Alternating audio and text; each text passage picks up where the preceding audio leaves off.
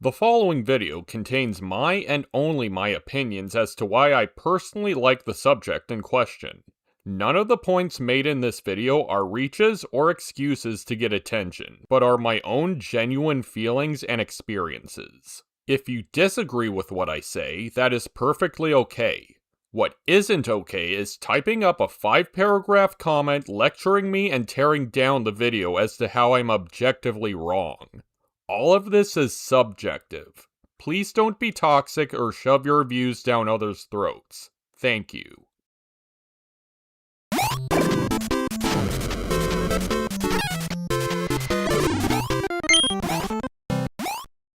Hey everyone, I'm Jay and I do stuff. I've been a Kirby fan for over 20 years now, even if I don't show it much these days. I know that isn't saying much since the series as a whole is well over 30, but it's still a feat for me personally.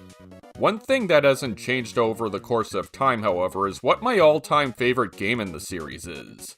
That being Kirby Nightmare and Dreamland, followed closely by Kirby's Return to Dreamland. These days, I don't really see the game being talked about as much as the other titles. It was the very first Kirby game to release on the Game Boy Advance, as well as being a full remake of Kirby's Adventure on the NES. Or the Famicom for you in Japan, or if you're just tired of the NES being thrown around all the time. From what little I do hear from people who talk about the game, it's usually criticism and overall negativity from other fellow Kirby fans.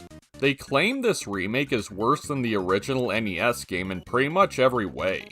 Graphical fidelity, certain level changes, and even the music, as well as other minuscule details no one else would really care about. It's really sad, especially with me playing the game for all these years as my first ever Kirby game. Seeing posts ripping this game apart also tears me apart inside. I feel like I'm a bad Kirby fan for enjoying this game as much as I do, as if to say I grew up with the wrong game. Does it really make me that less of a Kirby fan having grew up with this as opposed to, say, the originals?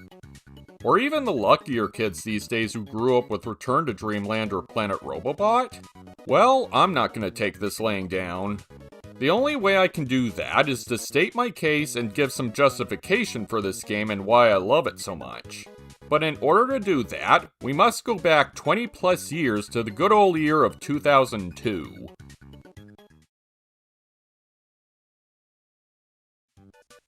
To better understand why I like Nightmare and Dreamland, I'm gonna take you back to around the time I first got into the Kirby series. The year is 2002, and I just got into the series via the Kirby Right Back Atcha anime series airing on TV at the time. At this point, I didn't actually know Kirby was originally a video game character. It wasn't until one day when I saw this commercial.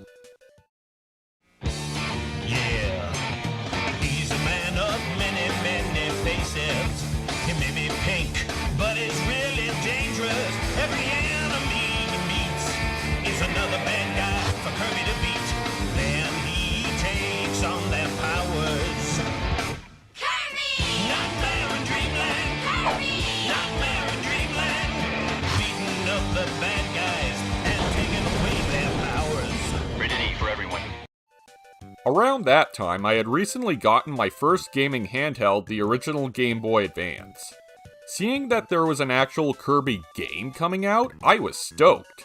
We were so excited, we shit our pants. Literally, shit came out Well, our maybe asses, not we rocketed that through the stoked. roof. Still, Nightmare and Dreamland was definitely on my priority list. I remember having a bit of a tough time even finding the game. Almost none of the stores had it in stock. It was either in really high demand, or they just didn't get enough shipments. I did end up finally finding a copy at an old EB Games store in my local mall. Remember when EB Games was still a thing? I remember that afternoon well, as I was so thrilled to finally track down the game. After that, my mom and I ate at the mall's Burger King. I distinctly remember they had this Nintendo Superstars toy promotion. The toys were in these blind bags and you had a rare chance to draw a golden version of one of the toys and win a Game Boy Advance or something. I believe I got the spinning Kirby top toy, which I still have. Don't know how it got a fine tan, though. Had this in a drawer for years. It was either that, the little ball minigame Kirby toy, or the Mario Sunshine Slots toy. Can't remember which specifically, I just have a lot of good memories with that promotion in general. Basically, finding true Kirby merchandise around this time was a rarity, so this only enhanced my experience. Anyways, on the ride home from the mall, I couldn't wait and popped the game into my Game Boy Advance and tried to play it. I say tried to play because at the time it was nighttime and it was too dark to see anything. I love the original Game Boy Advance to the moon and back, but man, the lack of a backlight really hurts it. I will say, playing the game after watching the Kirby anime felt a bit jarring to me. Not a lot, just a little. Specifically with some of the enemies and characters in the game. You still got characters like the Waddle Dees, Bugsy, Kaboo, Sword Knight, and Blade Knight, and Wispy Woods. Okay, I remember them. But then you have stuff like Sir Kibble, Sparky, Hothead, and especially those flying Bronobirds. I don't remember these guys from the TV show. I wonder if this is how the angry video game nerd felt playing the NES Ninja Turtles game. And who was that guy with the chainsaw anyway? Remember him from Ninja Turtles? I sure don't. On the other side of the coin, that's not even going into the absence of the anime characters like Tiff, Tuff, and Escargoon. Though at the time, I chalked it up to them being hidden outside the game. You know, working in the background. Wow, being in show business is like a dream. We're really lucky, aren't we? I wish I was dead. Don't listen to him, kid. This is a dream factory, the birthplace of magic and enchantment. Now I need you to go clean out my toilet. But all that aside, it didn't stop me from enjoying the game for what it was. Even if it wasn't 120% accurate to the show or even the NES original, the game was, and still is, so much fun to play.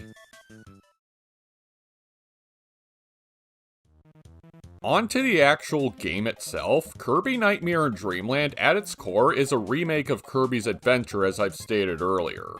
A very solid 2D platformer with tons of different abilities. Kirby can run, jump, inhale, fly, and do the Mega Man slide move. Except here it's used as an attack when you don't have an ability copied. Speaking of, the original Kirby's Adventure was the first game to introduce Kirby's copy abilities. Inhaling certain enemies grants Kirby different powers. What's cool about Nightmare in Dreamland is that most of the copy abilities now have fancy hats first seen in Kirby Superstar and by extension the Kirby anime. It's definitely a nice way of further differentiating what ability Kirby has aside from subtle graphic swaps. Each ability can be used to fight enemies and bosses, or even solve certain puzzles and find secrets. As a basis for this remake, Kirby's Adventure has a very solid foundation from the get-go. Easy to understand controls, fun mechanics, a stylish art style, and memorable music. So how else did they change the game on the Game Boy Advance? Well, mostly a lot more subtle changes to certain aspects. But all of these subtleties can add up to really affecting the whole experience. For some people, it's for the worst, unfortunately.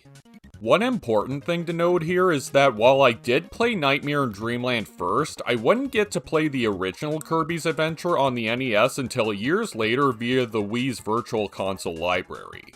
I did eventually get Kirby's Adventure on an original cartridge as it was the very first game I played when I got my own NES later on. Heck, I even own the original Famicom version in the box with the manual. That's how dedicated I am, regardless of which game I prefer.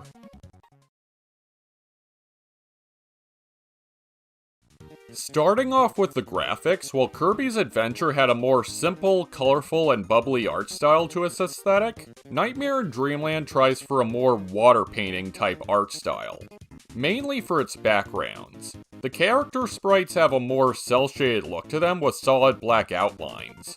People claim the art style in the remake is worse because it doesn't capture the exact same essence as the NES original. In my experience, I've always loved the vibrant colors and smooth animations of Nightmare in Dreamland's graphical style. Even with the backgrounds, I find myself getting lost in them while staring at them in-game or at the spriter's resource site. All this coming from the Game Boy Advance screen makes for a super comfy and compact little experience that fills me with happy vibes. When I played the original Kirby's Adventure years later, I couldn't really get into the visuals as much as Nightmare in Dreamland. Not saying it looks bad by any means, but something about it just doesn't really pop out to me as much as the more varied and vibrant colors of Nightmare in Dreamland. Keep in mind though that things like art are super subjective and that there usually shouldn't be a right or wrong answer to which is better than what. The only time media is objectively bad is when the message of said product is actively harmful to various groups of people.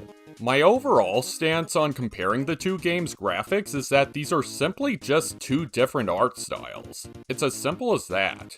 Not one art style is either better or worse than the other. I don't think it's fair to put down the remake for putting a different spin on its visuals just for being different.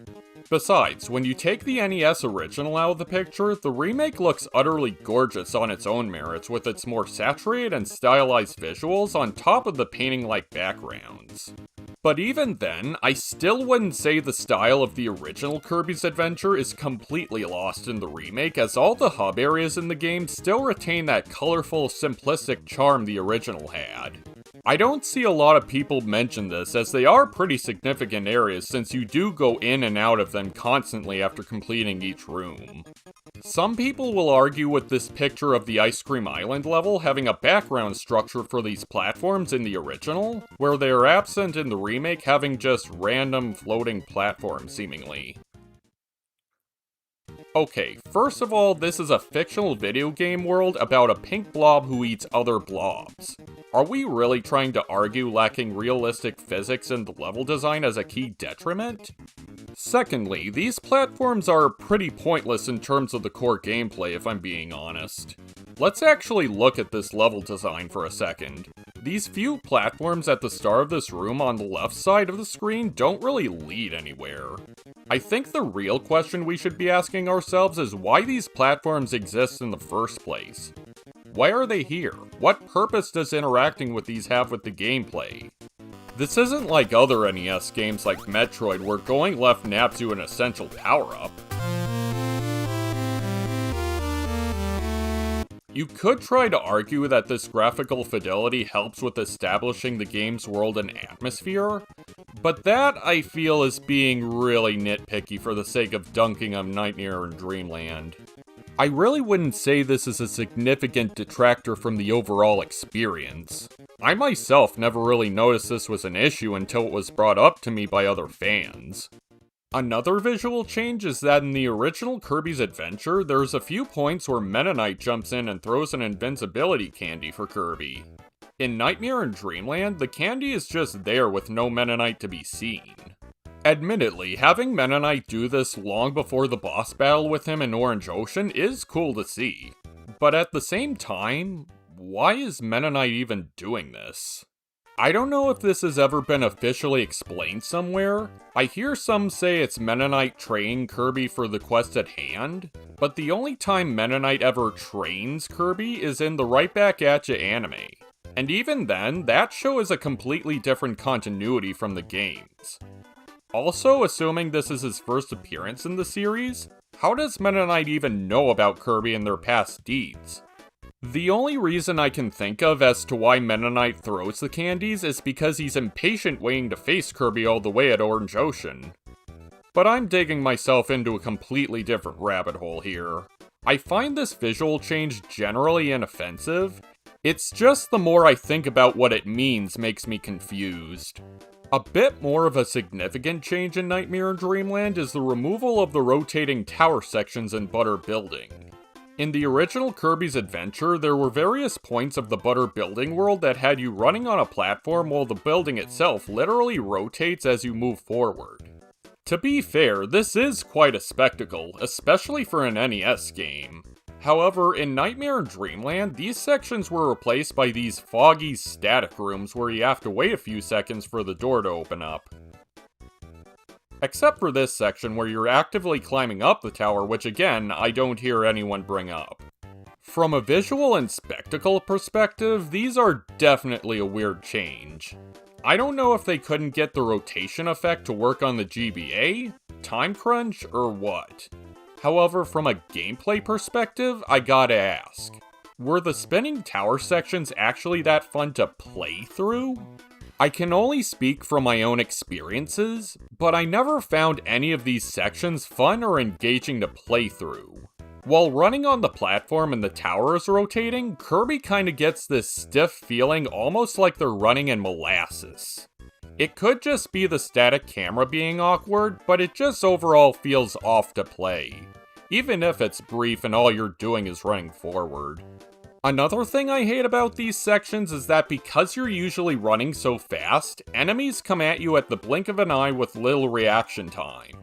So what usually happens is that I lose a good chunk of my health with most of these rooms. I think part of the problem is that the rotating tower rooms all have flat terrain, so you're always running forward. It's not like rushing through any other level of the game where you at least have more obstacles and platforms to where enemy pop-up is more manageable.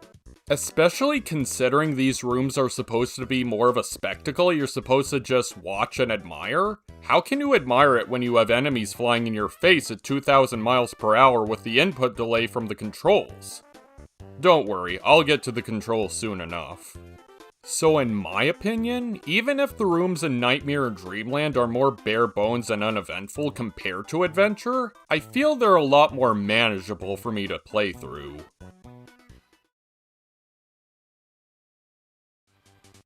Next, I'd like to bring up the sound design for Nightmare and Dreamland.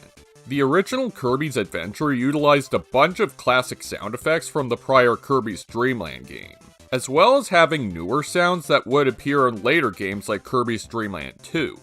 Some of the sound effects include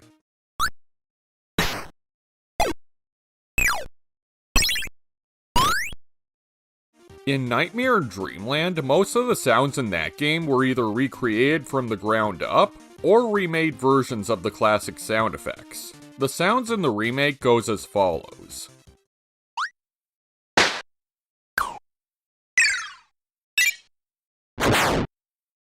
While I have nothing but respect for what the original sounds did for pioneering the sound design of the Kirby series, I feel the sounds from the GBA version also do a good job at providing more impact with defeating enemies and regular attacks. The remake even manages to get a couple Kirby voice lines for taking damage, which is a nice touch.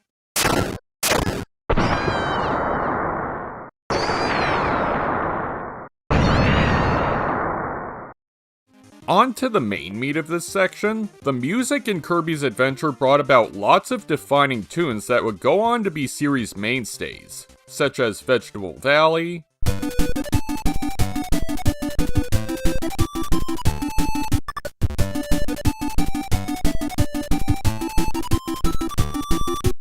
Butter Building,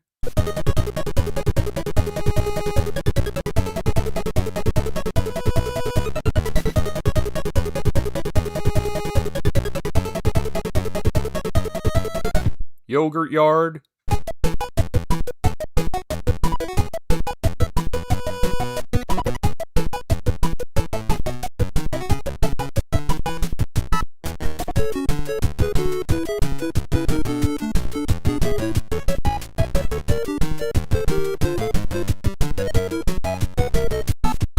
and Rainbow Resort.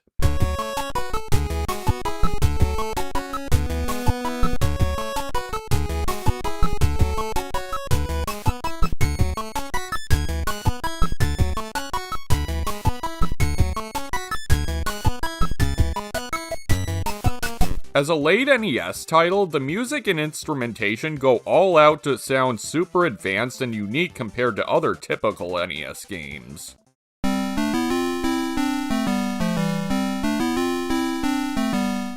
However, it's not really a personal favorite of mine in terms of instrumentation. You see, as much as I love 8-bit music and aesthetics, quite a bit of Kirby's Adventure's music comes off as pretty quiet and muted to me.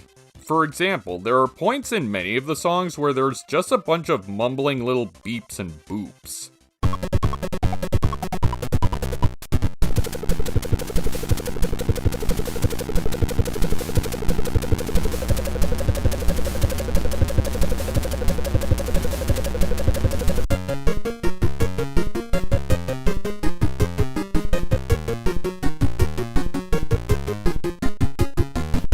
me it just sounds kinda messy.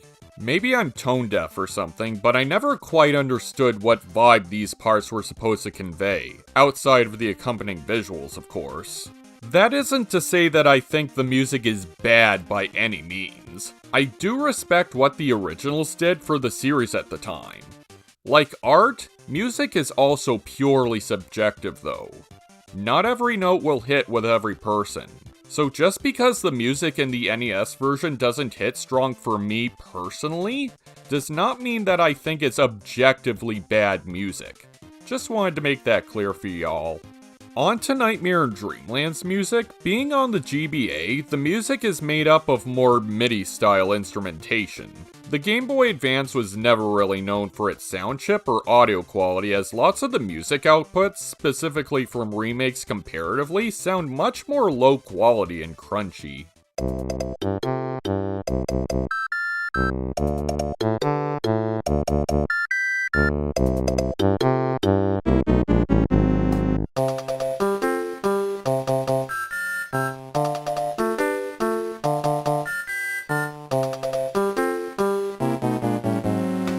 But even then, I don't think it's all necessarily a bad thing, as some of the tracks I personally feel do have their own unique charm to them, crunchiness and all.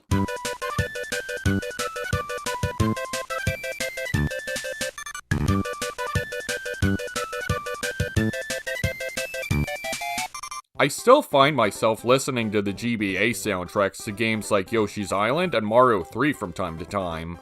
Part of that is probably nostalgia, I know. I did grow up playing a lot of games on the Game Boy Advance. Specifically remakes of classic NES and Super Nintendo games. So I'm probably more accustomed to the more crunchy MIDI music. However, I don't believe that should be used to disregard my and other like-minded's opinions. Just as long as said nostalgia isn't used for obsessive hate, I feel it should be valid. In my experience, listening to Nightmare and Dreamland soundtrack, I find myself bopping to most of these tracks a lot more than the NES ones. A lot of the tracks in the remake sound more peppy and upbeat, despite some of the crusty quality of the instruments. I do love those horns though.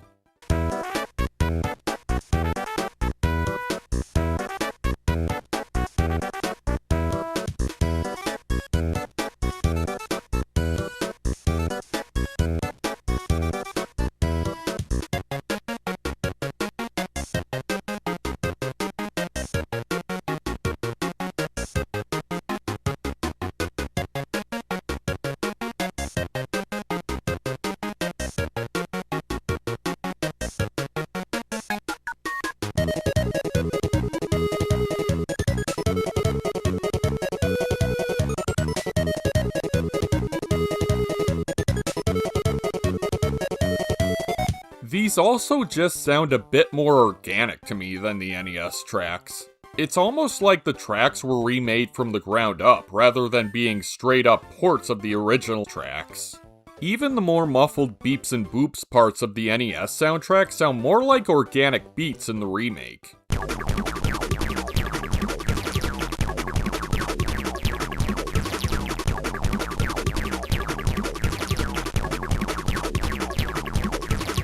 These really feel a lot more fluent on my ears than the original, if I'm being honest. Outside of the fact that these are using more compressed GBA sounds, I never really understood how these renditions of the songs sound bad to some.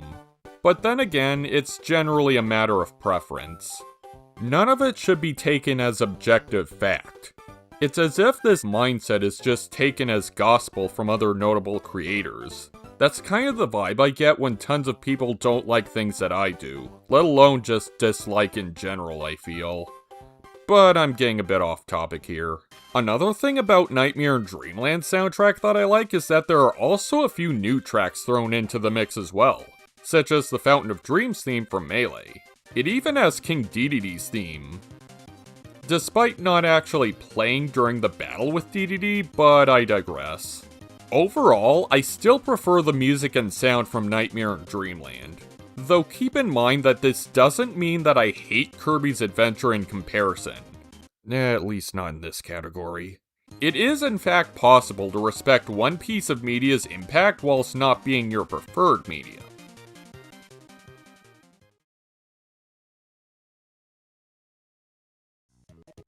Finally, we get to the main event of it all, the most important aspect of really any game, the gameplay.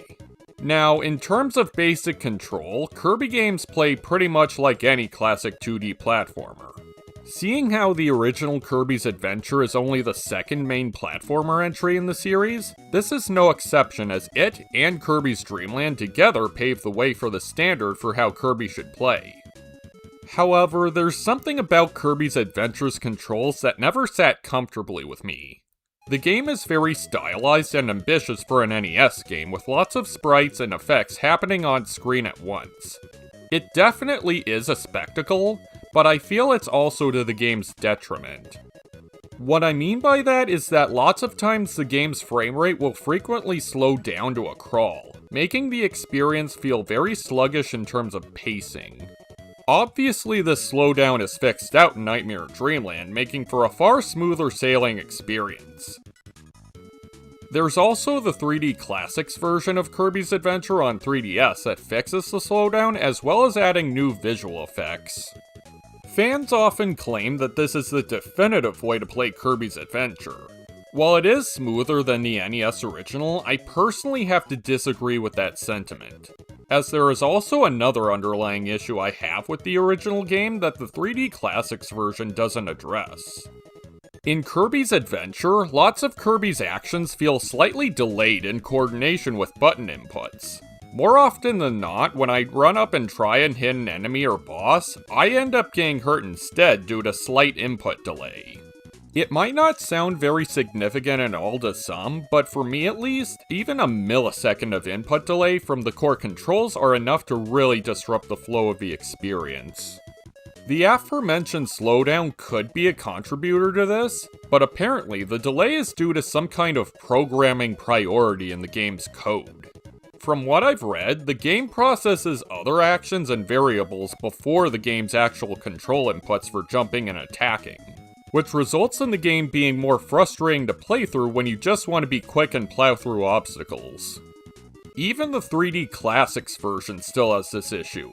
However, someone did make a patch for the NES original to fix it, so it's not like it was completely impossible for it back then. Definitely a big oversight if anything. But even so, this is by far the ultimate detractor for me when it comes to Kirby's Adventure. Nightmare Dreamland, on the other hand, plays completely smoothly as the movements and inputs feel much more responsive. Kirby feels much more fluent to play without the delay and slowdown. Heck, I'd even argue that the advanced style era of Kirby has the best controls in the series. While I love the more current entries like Return to Dreamland, the 3DS games, and Forgotten Land, I can't say I honestly prefer the controls and handling in those games.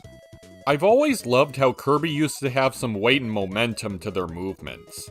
Kirby takes a second to fully stop from a run even in midair. I especially find it satisfying to slide off a ledge and get little bursts of speed flying off. It's a small detail, sure, but it's something that makes playing so fun. It's so sad that none of the recent games have these physics. Nowadays, Kirby feels a bit slower while traversing levels and always stops on a dime. It's as if Kirby is constantly tied to a ball and chain sometimes.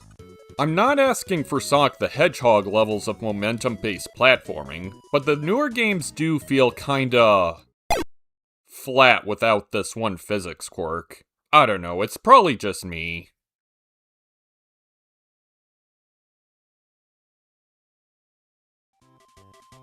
So those were some of the reasons I like Kirby Nightmare Dreamland. I know when it comes to remakes, people can be very split as to which version is the definitive way to play the base game, but to be honest, I never really viewed remakes as objective replacements for any kind of games. To me, I've always viewed remakes as simply different takes on the same kind of game, whether it be the same creator having a newer, updated vision, or someone new putting their own spin on the original title. I mean, it's not like the original versions are going anywhere and can't be played anymore. Most of the time, at least. It's perfectly okay to have aspects you don't like in comparison, but remember that just because you don't like something does not mean that everyone else is in unanimous agreement. I feel we all need to be better at making ourselves clear about specifying our subjective tastes versus objective consensus, which also includes myself. I went through this very script a dozen times trying to word myself as subjectively as possible. Yet I still probably sound like I'm trying to enforce my own thoughts onto people, leading them to get upset and yell at me, which is never fun. I also just don't like seeing others make such small aspects cloud their full judgment on what could otherwise be a fun and entertaining experience. My opinions also tend to fall into the minority for better or worse, so I try to speak up for myself and others who are potentially like-minded like me. That being said, I really hope everyone watching will at least have a better understanding and maybe even a bit more appreciation for Nightmare in Dreamland. The game really doesn't deserve to be at the bottom of tier list whether you think Kirby's Adventure is better or not. On that note, I've run out of things to say here, so I'll see you later.